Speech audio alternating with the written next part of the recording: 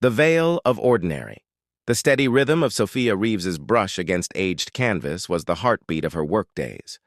Hunched over a 19th-century landscape at the Metropolitan Restoration Institute, she barely noticed the afternoon sun fading until a familiar voice broke her concentration.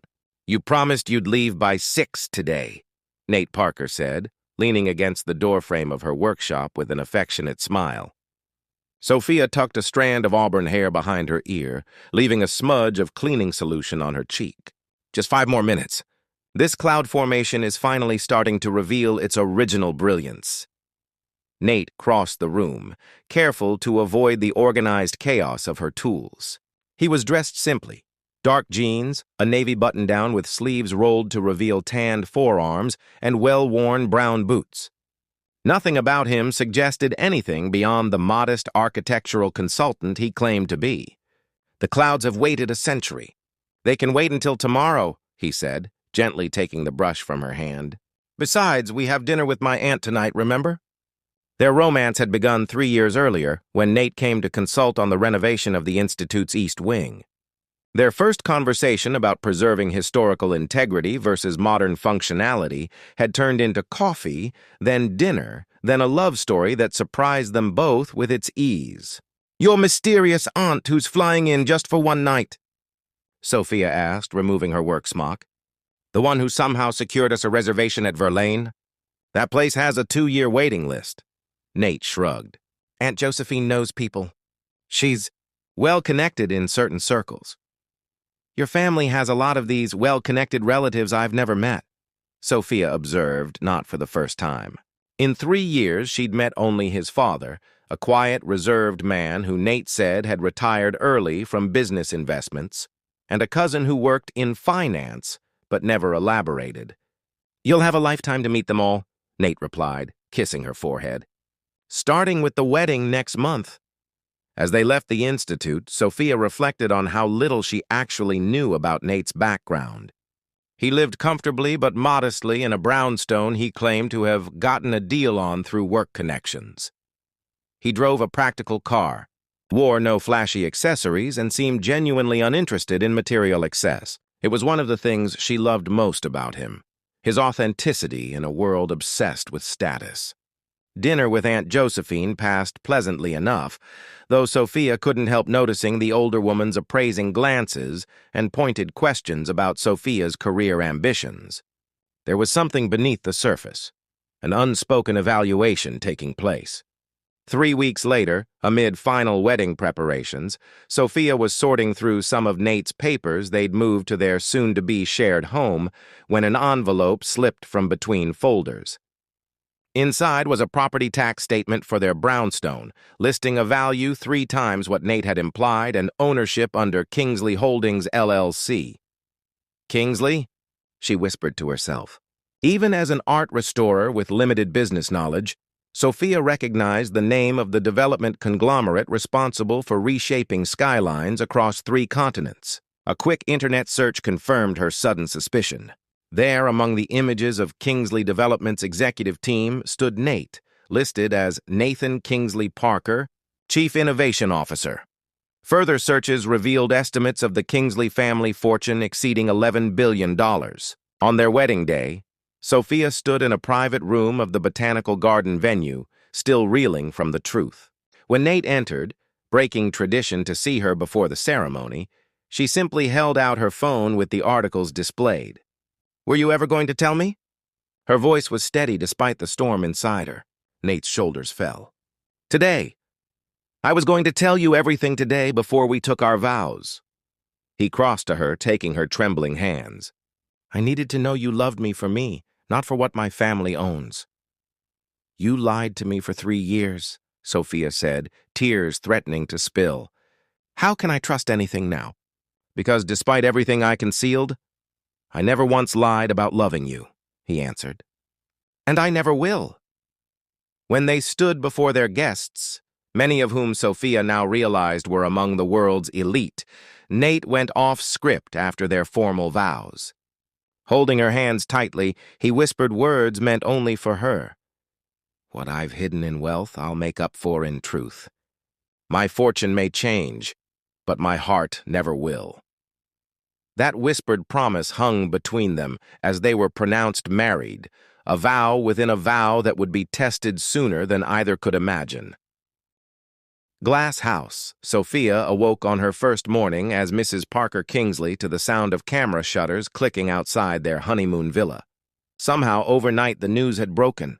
Kingsley, heir weds museum worker in secret ceremony, blared across digital headlines, accompanied by grainy telephoto images of their private ceremony. "I'm so sorry," Nate said, closing the curtains against the intrusion. "This isn't how I wanted to start our life together." The honeymoon they had planned, a quiet month in a seaside Italian village, was cut short after 3 days of relentless pursuit by paparazzi. Instead, they retreated to what Nate called a family property outside the city. The property turned out to be a sprawling estate with grounds so vast that Sophia got lost twice trying to find her way back from the garden.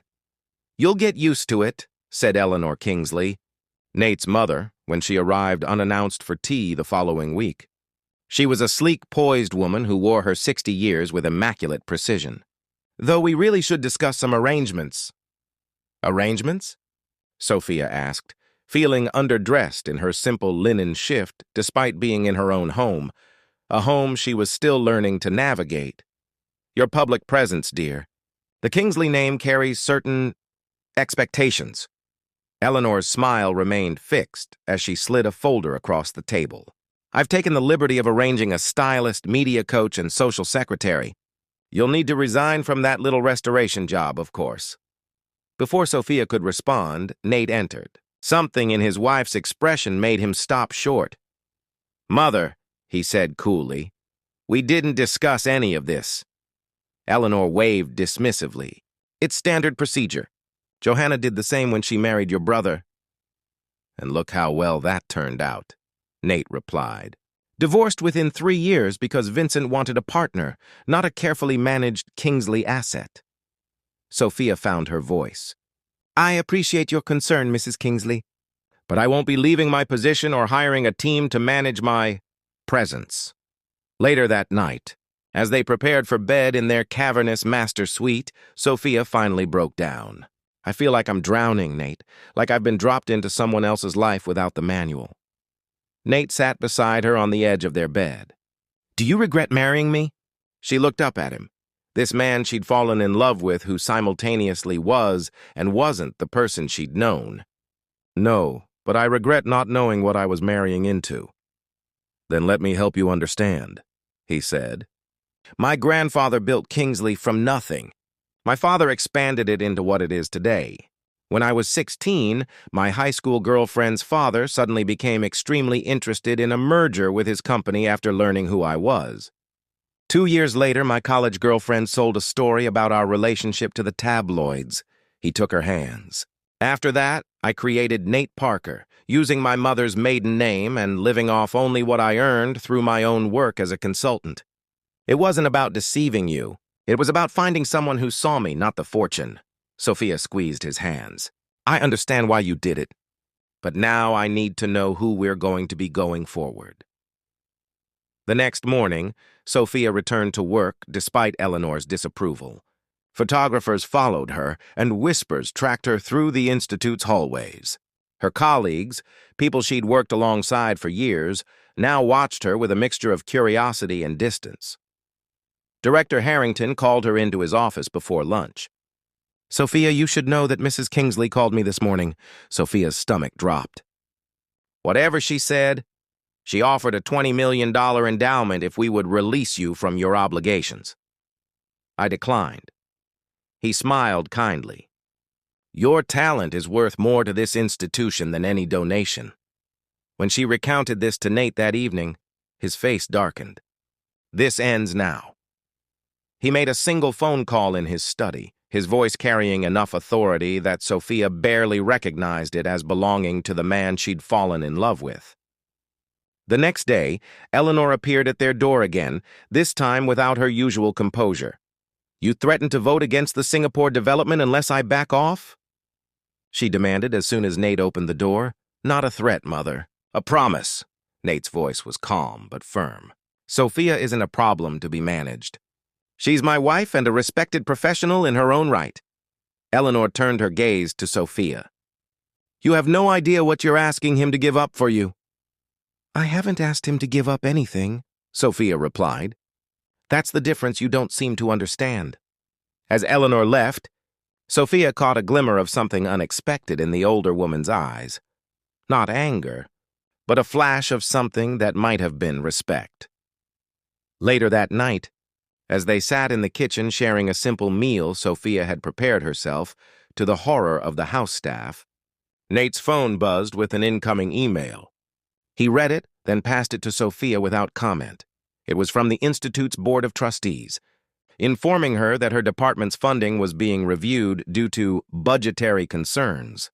The timing was too perfect to be coincidence. This is just the beginning, isn't it? Sophia asked quietly. Nate nodded, his expression grim. My whispered promise is being tested already. But I meant every word of it, as they sat in silence. The weight of the Kingsley name settled around them like glass walls, transparent but impenetrable, offering a view of the world while keeping them isolated within. The price of legacy. You can't just withdraw $27 million from the family accounts without board approval. Gerald Kingsley's voice boomed through the conference room. Nate's father rarely raised his voice, which made his current fury all the more striking. Nate remained calm, scrolling through documents on his tablet. Actually, I can. That money is from my personal inheritance from grandfather, not corporate funds. And I've already done it. Sophia sat beside him, acutely aware of the hostile stares from the other Kingsley family members and executives gathered for this emergency meeting. 3 months into their marriage, she had become the focal point of family tension as Nate systematically challenged the power structures that had governed the Kingsley empire for generations. To fund your wife's little museum? No doubt, sneered Philip Westcott, Eleanor's brother and the family's legal advisor, after they so conveniently faced budget cuts. The Metropolitan Restoration Institute has received $10 million, Nate confirmed.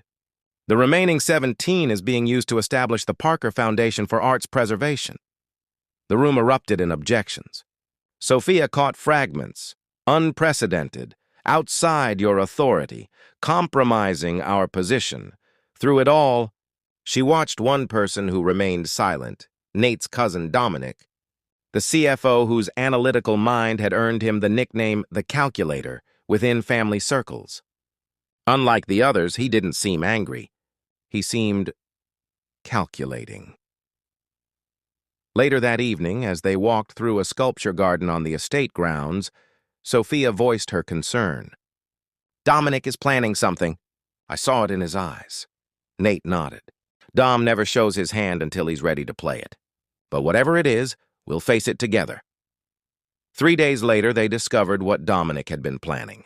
The Institute's director called Sophia at home, his voice tight with stress. The Kingsley Foundation is claiming our building lease has irregularities and is threatening eviction unless we agree to leadership changes. Specifically, the removal of certain problematic restoration staff. That same morning, Nate received notice that his access to certain family business holdings had been restricted pending a review of potentially unauthorized activities. They're trying to squeeze us from both sides, Nate said, pacing their living room. If I back down on the business front, they'll ease up on your career. Classic Kingsley tactics. Sophia sat quietly, running her fingers over the antique music box Nate had given her on their first anniversary of dating. I could resign. It would solve... No. Nate knelt before her. That's exactly what they want. Once we surrender one thing, they'll never stop taking. Over the next weeks, the pressure intensified. Donors mysteriously withdrew support from Sophia's department. Nate found himself excluded from key meetings. Rumors circulated in business circles about instability in the Kingsley leadership. Then came the photographs. Someone leaked images of Sophia from college, innocent but taken out of context, dancing at parties in a bikini on spring break. Nothing scandalous by normal standards, but carefully framed by anonymous social media accounts to suggest impropriety by The gold digger who trapped the Kingsley heir. This has Dominic written all over it, Nate fumed, working with their legal team to have the images removed. He's too smart to use anything actually damaging, but just suggestive enough to create doubt. The final blow came when Sophia discovered her personal email had been hacked, with private conversations between her and Nate selectively edited and leaked to suggest she had known about his wealth all along and had strategically pursued him. That night, Sophia found Nate in his study, surrounded by family photographs dating back generations. He held one of his grandfather, the empire's founder, standing beside a half-constructed building. He started with nothing but his hands and determination, Nate said without looking up. Somewhere along the way, the Kingsleys forgot that legacy isn't just about what you build. It's about how you build it. Sophia sat beside him. I never asked for any of this. Your wealth, your name, they weren't what I fell in love with. I know. He finally looked at her, eyes tired but resolute, which is why I won't let them take what matters most, the truth of us. The next morning, they were awakened by an urgent call from Jenkins, their estate manager. Sir, there are representatives from the family office at the gate. They're demanding entry with documentation regarding ownership of this property. Nate dressed quickly. Pack a bag, he told Sophia. Only what matters most. Where are we going? She asked, already moving to their closet. Somewhere the Kingsley name doesn't reach, he replied. It's time I showed you the truth I've been saving. As they slipped out through a service entrance while the family lawyers were kept waiting at the main gate, Sophia realized that the price of the Kingsley legacy wasn't measured in billions. It was calculated in freedom, and Nate had just chosen her over that legacy. Foundations. The drive took 6 hours, winding northward through progressively less populated areas until they turned onto an unmarked dirt road. Sophia had dozed off and awakened to find them passing through dense pine forest. The luxury SUV, the one concession to their hasty departure, handling the rough terrain with ease. Almost there, Nate said, reaching over to squeeze her hand. The trees suddenly opened to reveal a lake, its surface mirroring the late afternoon sky. Nestled on a small rise overlooking the water stood a modest cabin, weathered cedar with a wide porch and stone chimney. What is this place? Sophia asked as they pulled to a stop. Home, Nate replied simply. The real one. Inside, the cabin was unexpectedly warm, as if recently prepared. Though rustic, it bore the unmistakable touches of thoughtful design. Wide windows capturing the lake view, handcrafted furniture, and walls lined with books and artwork. My grandfather built this with his own hands before he made his fortune, Nate explained, setting down their bags. When the Kingsley Empire started growing, he kept this place secret, his reminder of who he really was. Sophia ran her fingers along a rough-hewn dining table. How long have you had this? He left it to me when I turned 21, separate from the family holdings, unknown to anyone except my father, who respected grandfather's wishes that it remain outside the Kingsley portfolio. Nate lit a fire in the stone hearth. I've been coming here since college, whenever I needed to remember who I am beneath the name. Over the next days, they settled into a rhythm untethered from the Kingsley world. Sophia discovered journals kept by Nate's grandfather, chronicling his journey from carpenter to business titan. Nate showed her the workshop behind the cabin where he'd spent summers learning craftsmanship alongside the old man. He always said, the difference between building something that lasts and building something that matters is whether you'd be proud to put your own family inside it, Nate told her as they sat on the dock, watching sunset paint the lake in amber and gold. On their 5th night, as they prepared a simple dinner in the cabin's kitchen, Nate's secure phone, the only technology they'd brought, rang with a call from his father. They've scheduled an emergency board meeting, Gerald reported without preamble. Dominic has consolidated enough proxy votes to potentially remove you from your positions. Eleanor is conflicted. After the call, Nate stood at the window for a long while. They think they can force our hand by threatening my place in the company. And can they? Sophia asked quietly. Legally? Probably. The bylaws are complex. He turned to her with unexpected serenity. but they've fundamentally misunderstood what matters to me now. The next morning, he took her hiking along a ridge overlooking the property. At the highest point stood a clearing where the forest opened to reveal mountains stretching to the horizon. "I've been thinking about foundations," Nate said as they stood together. "Not the charitable kind. The kind that determine whether something stands or falls when tested." "And what have you concluded?" Sophia asked, sensing the importance of this moment. "That we need to stop reacting to their game and start playing our own." He turned to fully face her. "I've been fighting to keep my place in a world I never fully wanted, defending against attacks that only matter if we accept their terms." That afternoon, they sat at the rough-hewn table with papers spread between them, property deeds, bank statements, corporate structures, and Nate's personal holdings separate from the Kingsley empire. "I had no idea," Sophia said, comprehending for the first time the true extent of Nate's independent wealth. "You never needed the family business at all." "Grandfather believed in hedging against power struggles," Nate explained. "He established trusts for each grandchild that would mature fully only if we proved we understood the difference between wealth and worth." They spent days crafting a new foundation, literally and figuratively. Nate called on contacts outside the Kingsley influence. Sophia reached out to former professors and conservation experts. Together, they designed something neither had imagined before, an organization that would bridge historical preservation with sustainable development. "The Parker Kingsley Heritage Trust," Sophia said, testing the name as they finalized their plans. "Using your architectural expertise and my restoration knowledge to ensure historical structures can be preserved while meeting modern needs." "Funded entirely outside the family's reach," Nate added. "Grandfather would approve." On their final night at the cabin, a storm swept across the lake. As rain lashed against the windows and thunder shook the sturdy walls, they sat before the fire, listening to the elements test the foundations built generations before. "Are you ready to go back and face them?" Sophia asked, her head resting against his shoulder. "Not back," Nate corrected. "Forward, with terms of our own making." In the morning, the storm had cleared, leaving the world washed clean.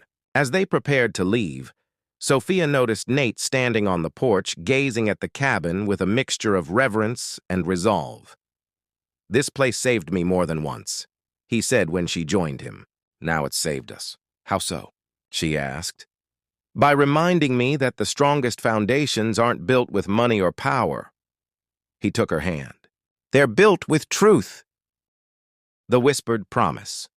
The Kingsley Tower boardroom fell silent as Nate and Sophia entered side by side. After a month of absence, their return had been orchestrated with precision, not as supplicants, but as equals prepared for battle. Dominic recovered first, his customary smirk settling into place. "Nice of you to join us after your retreat. We've been discussing contingency leadership during your apparent sabbatical." "I'm sure you have," Nate replied pleasantly. Taking the seat at the head of the table, his grandfather's chair, with Sophia beside him rather than in the observer section where spouses traditionally sat. Eleanor raised an eyebrow but said nothing. Gerald, to everyone's surprise, gave his son a nearly imperceptible nod of approval. "Before you proceed with whatever restructuring you've planned," Nate continued, "I should inform you that, as of yesterday, I've exercised my right under Section 7.3 of the Family Charter to call for a full audit of all Kingsley holdings and voting rights." The room erupted. Section 7.3 was the nuclear option, a provision the founder had included allowing any direct descendant to trigger a freeze on major decisions pending complete verification of ownership claims. "That will paralyze operations for months," Philip protested. "The Singapore development alone will lose millions every week of delay." "Perhaps you should have considered that before attempting to use company resources to conduct personal vendettas," Sophia said quietly, sliding folders to each board member. Inside were documented instances of corporate overreach, the pressure on the Institute, the coordinated media attacks, the misuse of security personnel to monitor their movements, all traced back to authorizations from Dominic's office. "This is outrageous," Dominic sputtered, but his confidence was visibly shaken. "These are fabrications." Actually, came a new voice from the doorway. They're evidence in a potential criminal investigation. All heads turned to see Lillian Zhao, the formidable head of the company's external audit firm, enter with her team. Mr. Parker Kingsley contacted us 3 weeks ago with concerns about potential misappropriation of corporate resources. Our preliminary findings are troubling. What followed was 2 hours of methodical dismantling of the power structure Dominic had carefully built. Unauthorized transfers, inflated contracts to friendly companies, manipulated projections to support his preferred projects while undermining Nate's initiatives. When the auditors finished, Eleanor was the first to speak. I suggest we adjourn to consider these revelations. Dominic, you are suspended pending full investigation. As the room cleared, Eleanor remained, studying her son and daughter-in-law with new eyes. You could have destroyed him completely. Why hold back? Because this family has forgotten what grandfather built it on, Nate answered. Integrity matters more than winning. Eleanor's gaze shifted to Sophia. You've changed him. No, Sophia replied. I simply reminded him of who he already was. Later, as they walked through the company's atrium with its soaring glass ceiling, Nate pointed to a quote etched into the cornerstone. Words from his grandfather that most passed without noticing. Build, not for profit alone, but for the generations who will judge your work when you are gone. That's what we're doing now, he told Sophia. Building something that will outlast us. 1 year after their wedding day, they gathered friends and colleagues at the cabin by the lake. The property had been expanded, with a new conservation center taking shape along the shoreline, the first physical manifestation of their heritage trust. Under a canopy of stars, with the lake reflecting the night sky, they renewed their vows. This time there was no need for whispers or secrets. Nate took Sophia's hands before their assembled guests, a blend of Kingsley relations, Institute colleagues, and new allies from their independent ventures. 1 year ago, I made you a promise in secret, he said, his voice carrying clearly in the night air. Today I make it my public vow. What we build together will never be measured in wealth or power, but in the truth we create and protect. Eleanor, watching from the front row, leaned toward Gerald. He really is your father's grandson after all. Better, Gerald replied. He's his own man. Later, as celebration continued around them, Sophia found a quiet moment with Nate on the dock. Did you ever imagine we'd end up here when you decided to hide your identity from me? Never, he admitted. I was trying to protect myself from disappointment. Instead, I found something I never knew to look for. And what was that? She asked, looking up at the man who had kept his whispered promise through every storm. A foundation strong enough to build a life on, he answered, drawing her close as the water lapped gently against the shore. Not made of billions or buildings, but of truth and trust. Above them, the stars witnessed their embrace, just as they had witnessed the cabin's building generations before, and just as they would witness what this unlikely pair would continue to build in the years to come. A whispered promise had altered everything Sophia thought she knew. But in that alteration, she had found not just a husband, but a partner in creating something neither wealth nor power could ever buy. A legacy built on love.